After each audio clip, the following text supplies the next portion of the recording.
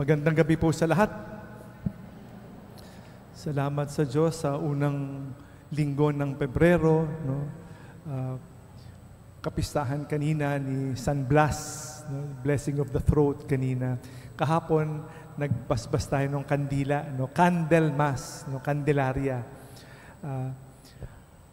Kinukwento natin kahapon, yung kandila na nagbibigay liwanag, no?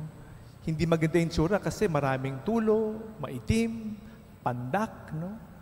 Ganyan maging liwanag eh, no? Pag nagdidiwanag tayo, maraming sugat, hindi perpekto kasi nagbibigay liwanag. Kaysa sa kandila na brand new, ang ganda-ganda ng kandila, walang tulo, no? Naka-plastic pa, pero walang silbi kasi walang liwanag. Kaya kailangan ng mga tulo, mga sugat-sugat para ipakita, nagbibigay ng liwanag. Pag nagbibigay tayo ng liwanag, yun ang konsekwensya. Parang, naku, maraming sugat, no? Maraming sugat-sugat. Ganyan rin, di makikita nyo mga puno, no? Mga puno na sugatan. Pag maraming sugat yung mga puno, mas matamis ang mga bunga. Di ba? Pag walang ganda-ganda ng puno, walang kasugat-sugat. Ang asim-asim ng bunga, no? Kasi yung sugat, china-challenge yung puno na mas maging mabunga, mas maraming bunga, at mas matatamis yung bunga. Ganyan rin sa ating buhay, eh, no? Ganyan rin, no? Minsan, nagpakita ang Panginoon kay Santa Teresa ng Avila. Sabi ni Teresa, hindi ikaw si Jesus. Sabi ng demonyo, bakit mo nasabi yan? Wala kang sugat. Walang sugat, no? Si Jesus, nagpapakita sa atin, kung makikita natin, laging may sugat, kasama yung sugat, eh. Makikita natin, dahil sa sugat, yung pagmamahal sa atin ng Diyos. Kaya napakahalaga na hindi perpekto, eh. Kaya nga, may kasabihan, pain, suffering is the greatest teacher. No? Alam naman natin, may kasabihan ulit, no? Sabi sa mga bata, you spare the rod, no? Huwag mong mapaluin, no?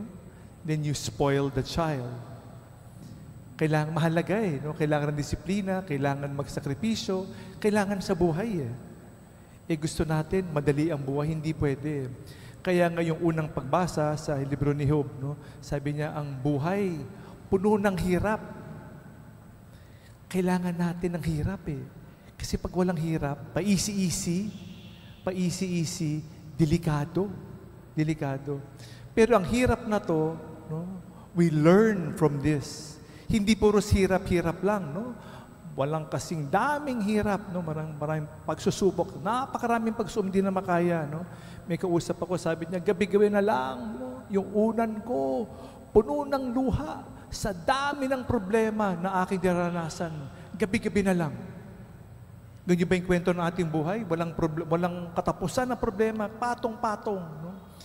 Pero magkakaroon ng dahilan itong mga problema na to. Hindi lang siya problema. No?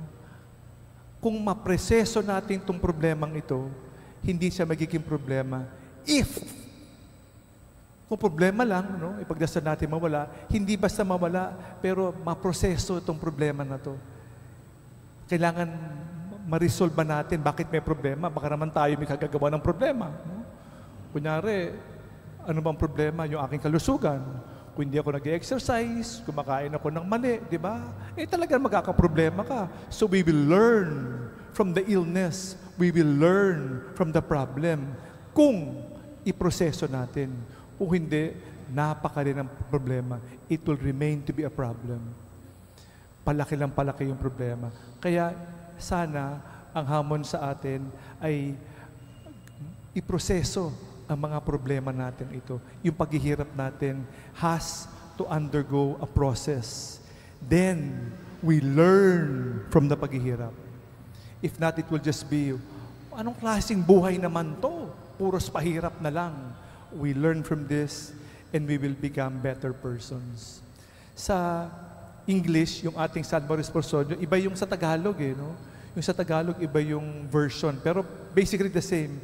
Pero sa English, ang Responsorial Psalm, ang Panginoon, no? The Lord is close to the heartbroken, broken-hearted. Malapit ang Panginoon sa mga may sakit sa puso, no? Mga sakit, hindi tama yung masakit sa puso, yung mga nahihirapan, no?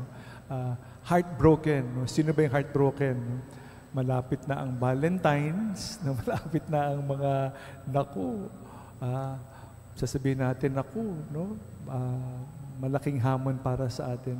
Ang Panginoon malapit sa mga nahihirapan, mga nasasawi. Always, He will always give us comfort for those who are suffering. Sigurado, He will always comfort those who are not comfortable, the uncomfortable, He will always comfort. And those who are comfortable, He will make uncomfort. He will make us uncomfortable para tayo maalis sa ating comfort zone. Delikadong nasa comfort zone eh. Ayaw na natin umalis sa ating comfort zone. We are asked to get out of our comfort zone, and God will always give us comfort.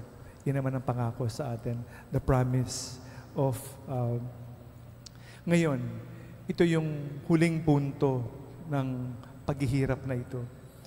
Yung paghihirap na ito, magkakaroon dahilan, sabi natin kanina, pag iproseso natin sa pamagitan ng panalangin. Napakahalaga ng panalangin. Kaya nagsimula si Jesus sa Ebanghelyo, ang kwento niya sa Ebanghelyo, no, pinagaling niya yung kanyang biyenan at lahat ng mga may sakit at mga inaanihan ng masamang espiritu. At nung madaling araw, no, umaga-umaga, siya'y nagtungo sa ilang lugar at nagdasal. The primacy, the importance of prayer, how essential prayer is. Alam naman natin gaano kahalaga ang panalangin. Kasi dito lang natin malalaman, pag nilaya natin yung ating mga problema, yung ating mga hirap, dito natin maunawaan sa panalangin. Pag hindi tayo manalangin, hindi natin tanungin sa Diyos, Lord, bakit ba nangyari ito? Bakit? Pag hindi natin tanungin ang Panginoon, bakit nangyari ito, matatabunan tayo ng mga problema na lang. Patong-patong ng problema, hindi tayo makalaya at makalayo. Kaya napakahalaga na tayo'y makinig sa Panginoon, sa panalangin.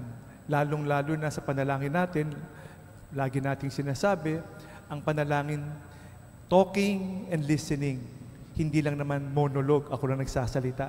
Kailangan mas mahalaga ang pakikinig sa mensahe ng Panginoon para sa atin. It is a dialogue.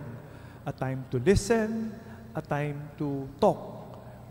Kulang na kulang tayo sa pakikinig. That is why it is very, very important to listen, to give time for the Lord to speak to us. Kaya napakahalaga ang papel ng panalangin. The importance, the primary, we cannot overemphasize yung prayer time na to. Kahit na gaano kaiksi, para maunawaan natin. Kumukuha tayo ng instruction Kumukuha tayo ng command sa panalangin Kasi kung di tayo makinig sa Kanya, kanino tayo nagcha-charge? Kumbaga sa cellphone, nagcha-charge tayo araw-araw sa pamagitan ng panalangin. Pag hindi tayo mag-charge sa cellphone, saan tayo nagcha-charge? Anong kuryente ang ginagamit natin? Paano tayo na-energize? Paano tayo na-inspire? O hindi tayo nagre-recharge sa Panginoon? That is why it is very, very important for us to always have prayer. Sumuli, balikan natin yung ating mga sa simula, sa unang pagbasa, the importance to remind us yung hirap. Hindi nagtatapos sa hirap. Hindi naman nagtatapos sa hirap. Iproseso natin at magkakaroon ng kahulugan, lahat ng hirap na yan, lahat ng problema, lahat ng sakit na yan, lahat ng kamatayan na yan, magkakaroon ng kahulugan kung tayo ay magdadasal. The importance of prayer. The importance of praying for one another, especially as we continue to be strengthened by our faith in Jesus Christ. Salamat sa Diyos.